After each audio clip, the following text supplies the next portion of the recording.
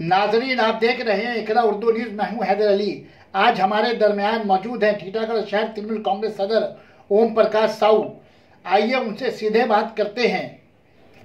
ओम प्रकाश साहू जी, आपने गुज़श्ता दिन टीवी पर देखा होगा कि किस तरह नए लोकसभा संसद में महिला आरक्षण बिल लाने के समय बीजेपी एमपी रमेश बिधोरी ने बीएसपी एमपी कंवर दानिश अली के साथ बदतमीजी और घिनौने हरकत पर उतर आए और गाली गलौज का इस्तेमाल किया। क्या कहना चाहेंगे आप? साथ ही साथ आज आपसे महिला आरक्षण बिल और इंडिया गठबंधन पार्टी के तरफ से गोदी मीडिया और एंकर की बाइकाट पर बातचीत करते हैं। तो सबसे पहले आपको धन्यवाद देते हैं इसलिए कि आपने इस बात को पूरे पश्चिम बंगाल के या भारतवर्ष के नागरिकों के सामने रखा। मैं आपको एक ही बात कहता हूं कि बीजेपी जो पार्टी है, आज से बहुत दिन पहले हमारी माननीय ममता बनर्जी ने इस विषय पर बहुत लड़ाई की थी और लड़ाई करने के बाद में उसमें बहुत किया गया था। उसके बाद जब वो संसद में जिस तरह से हंगामा किए और जो भी तरह से गाली गलौज का व्यवहार किए, इससे पूरे देश का नहीं, अब ये विदेश में ही लोग देखने वाले लोग कहेंगे कि हमारे देश के जो सांसद हैं, जो एमपी हैं, जो आपको यह के प्रधानमंत्री हैं, गृह मंत्री हैं, सभी लोग के सामने और इस तरह का जो संसद में हुआ, ये बहुत ही दुर्भाग्यजनक बात है। ये इस बात को नहीं होना चाहिए था।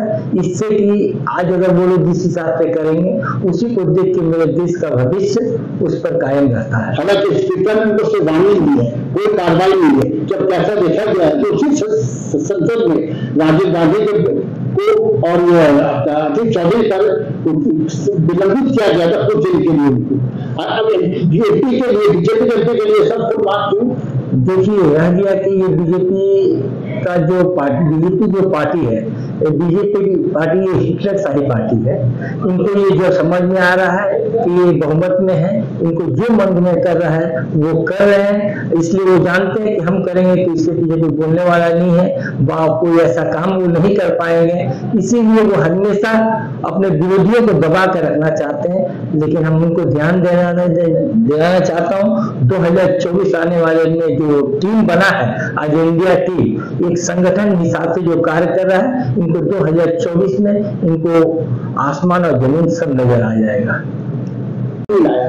देखिए, मैं आपको इस बात को बता दूं कि बहुत पहले हमारे माननीय ममता बनर्जी ने इस प्रस्ताव को लाया था, लेकिन इन लोगों ने उस समय नहीं किया।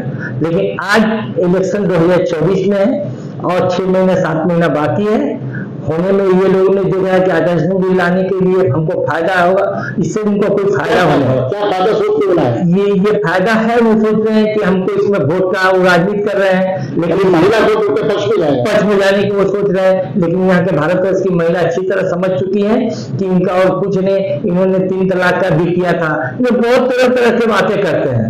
इनके बातों पर हम ये जुमला सरकार है, ये हर समय जुमलाबाजी की बात करते हैं और इनको यही बात बोलने हैं कि अब भारतवर्ष की जनता समझ चुकी है, इनकी जुमलेबाजी पर आने वाला नहीं है। और 2024 आप देखिएगा इंडिया का सरकार। 2024 के इलेक्शन देखते हुए ये मान लेगा कि महिला को जो है लॉलीपॉप दिया गया। हाँ, इसमें तो साथ नहीं है। ये तो आपको आंख के सामने नजर आ रहा है कि आप इतने दिन से हमारी मुख्यमंत्री ममता बनर्जी ने जब आपसे उस संसद में बोल रही थी, बार बार बुला रही है, तो आप लोगों ने नहीं किया।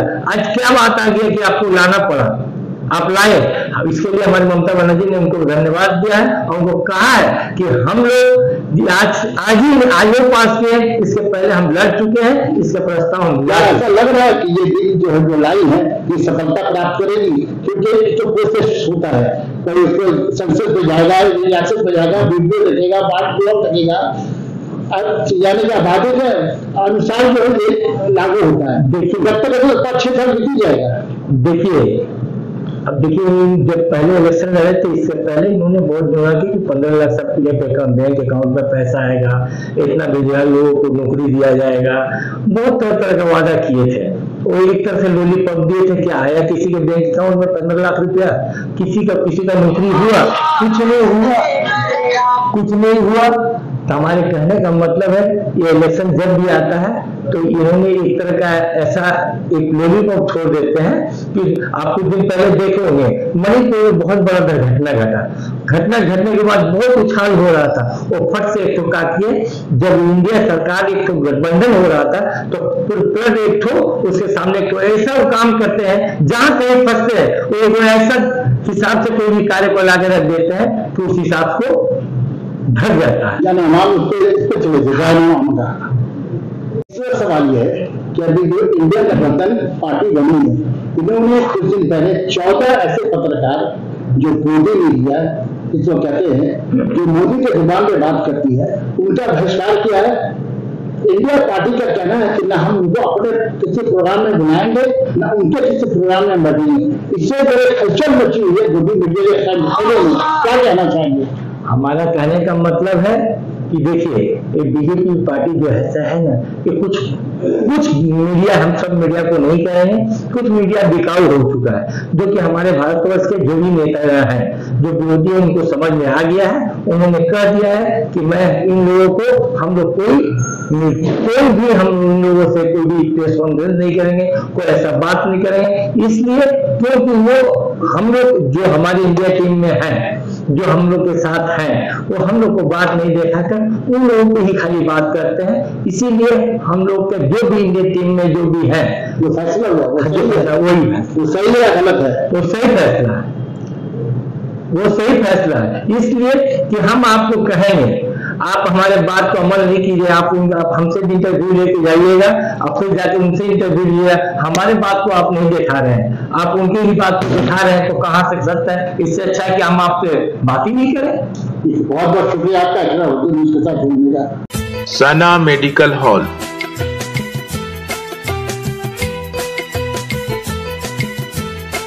%10 discount on every medicine.